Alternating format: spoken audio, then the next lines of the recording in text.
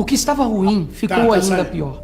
Nos últimos dias veio à tona um dos maiores escândalos envolvendo aposentados e pensionistas do INSS. O rombo, segundo levantamentos, ultrapassa a casa de 6 bilhões de reais. 4 milhões de idosos roubados, e a maioria das vítimas do Norte e Nordeste. Mas isso todo mundo já sabe. O que eles não te contaram é que o escândalo atual era de 6 bilhões. Hoje, com um novo relatório da CGU, mostrou que só em 2023, 35 mil reclamaram de fraude. E o valor movimentado, 90 bilhões. 90 bilhões. Muito bem, chega que o nosso sangue não é de barata.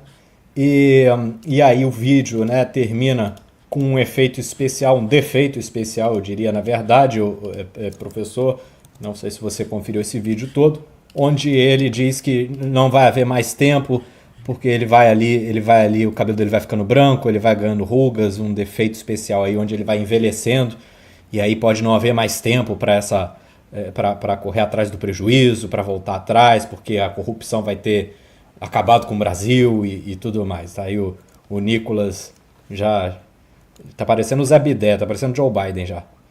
Tá parecendo o Marcel Van Hatten, né? Exatamente. Então esse é uma das grandes pautas da semana. Esse vídeo está alcançando quase 100 milhões de visualizações. Se a gente for contar que isso caiu no grupo do Zap, no Telegram, no WhatsApp para lá, no WhatsApp para cá, a gente pode dizer que esse vídeo já atingiu a metade do povo brasileiro. E uma das coisas que mais se cobra, bem-vindo, professor João César, o governo ainda não se pronunciou. E aí, professor, você tem alguma análise, alguma coisa em relação a esse vídeo para comentar para a gente? Tá, vamos lá então. Em primeiro lugar, do ponto de vista puramente estético, qual é a ideia por trás do vídeo? A ideia é o básico, porque o básico é o verdadeiro. Então é um fundo preto, que é utilizado para projeção de uma série de imagens quase de maneira vertiginosa, e o Nicolas Ferreira falando. Ele está falando diretamente com você. Com você, Gustavo Mendes, é o alvo do Nicolas Ferreira. Então, isso é bem importante compreender. A extrema-direita, o efeito produzido pela extrema-direita é tosco. Mas a produção desse efeito tosco é uma produção muito refinada. Ele vai direto ao tema, com essa estética quase minimalista, com poucos elementos.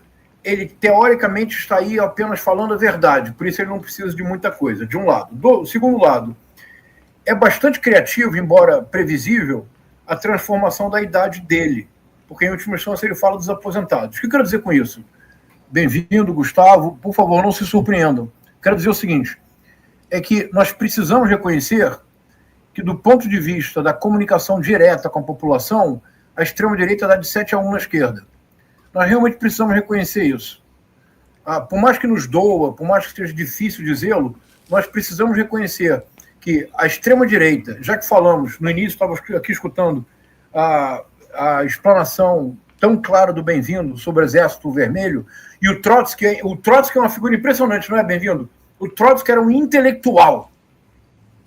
O Trotsky escreveu sobre os formalistas russos, Bem-vindo, que era uma vanguarda de pensamento russo.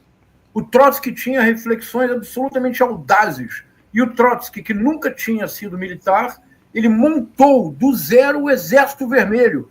Há essas fotografias notáveis do Trotsky, com aquele casaco de couro que ia até o chão, montado no trem, atravessando a Rússia inteira, e mobilizando e criando um exército que não havia. O Exército Vermelho, que derrotou o Exército Branco, que era muito poderoso, financiado por potências estrangeiras. O Trotsky foi uma personalidade absolutamente excepcional. Se falarmos do Lenin, quando, em fevereiro de 1917, o czar cai, e é uma surpresa no mundo inteiro, o Lenin está na Suíça, em Zurique, desesperado, ele tem que voltar para a União Soviética, ele consegue voltar. Em março ele sai, rumo à estação Finlândia.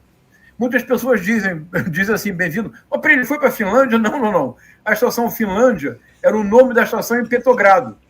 Ele chega em Petrogrado e acontece algo muito importante para que nós temos que pensar hoje. Vão pessoas importantes acadêmicos encontrar com Lenin. Sabe o que ele faz, bem-vindo? Ele diz assim, eu quero falar com o povo. E ele começa a discursar para o povo. E o Lenin consegue algo que nós da esquerda precisamos voltar a conseguir. O Lenin consegue, em 3 palavras, mobilizar toda a população russa. Em 3 palavras, ele concentra o dilema da vida russa. Qual era o dilema da vida? Poder aos sovietes. Isso.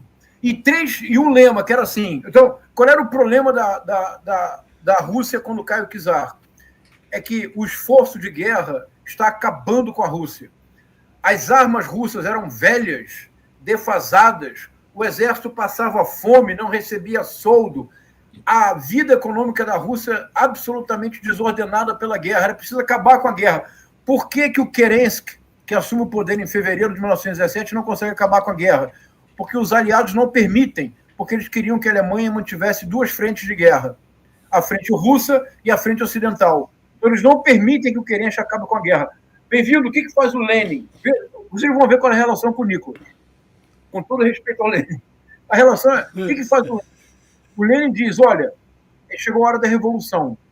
E ele usa 3 palavras. Em 3 palavras, o povo inteiro entende o Lenin. As 3 palavras são paz. Porque sem paz nós não reorganizamos a Rússia. Pão. Porque só com paz nós voltaremos a alimentar o povo. Terra. Porque só redistribuindo a terra nós mudamos a estrutura econômica da Rússia. 3 palavras, Gustavo. Paz, pão e terra. E o povo russo aflui para a Revolução de Outubro. 3 palavras. Em 3 palavras ele sintetizou o drama da Rússia. Em 3 palavras ele mobilizou milhões de pessoas. É notável, não é? Sim. Bem-vindo. Sejamos honestos aqui. Transformou uma monarquia num regime que foi parar no espaço, né? É isso. É isso. Do que o Pedro ia interromper o professor. Zambardeou, interrompeu a fala do colega. E zambardeou. Eu ganhei a aposta, hein? Eu quero meus R$100. Não, pessoal, isso aqui é uma conversa, interrompa mesmo, é isso. Então, bem-vindo. Hoje, quem é que consegue reunir palavras que mobilizam pessoas? Sejamos honestos, só entre nós 4, não falemos com ninguém. É a extrema-direita, bem-vindo. A extrema-direita, ela transformou a política em meme. Mas o que é o meme? É a redução da complexidade de uma realidade a 2, 3, 4 palavras apenas. O que nós precisamos ao ver o vídeo do Nicolas Ferreira? Primeiro, o vídeo é absolutamente inadequado por uma questão factual simples. Quando é que começou que é um escândalo? Quando ele começou? 2019.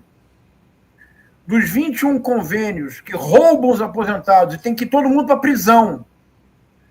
Quantos foram assinados pelo governo Bolsonaro, Gustavo? De 21. 19. Em que governo a investigação foi concluída e os responsáveis serão punidos? No governo Lula. Então, bem-vindo, não é compreensível que não haja uma reação no governo, à altura. Que o presidente Lula convoque uma cadeia de rádio e televisão e diga: eis o que é o escândalo, é isto. Dos aposentados, mensalmente eram tirados uma quantia pequena, que eles não se davam conta, mas que, quando reunidos, é uma grande fortuna. Quando começou? Que o presidente Lula diga. Começou em 2019.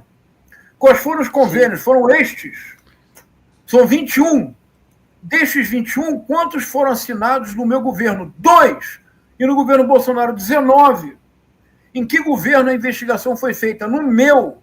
Em que governo o que foi retirado dos aposentados será devolvido? No meu. Em que governo irão para a cadeia? No meu. Bem-vindo. Não é possível que nós tenhamos apenas que escutar o Nicolas Ferreira.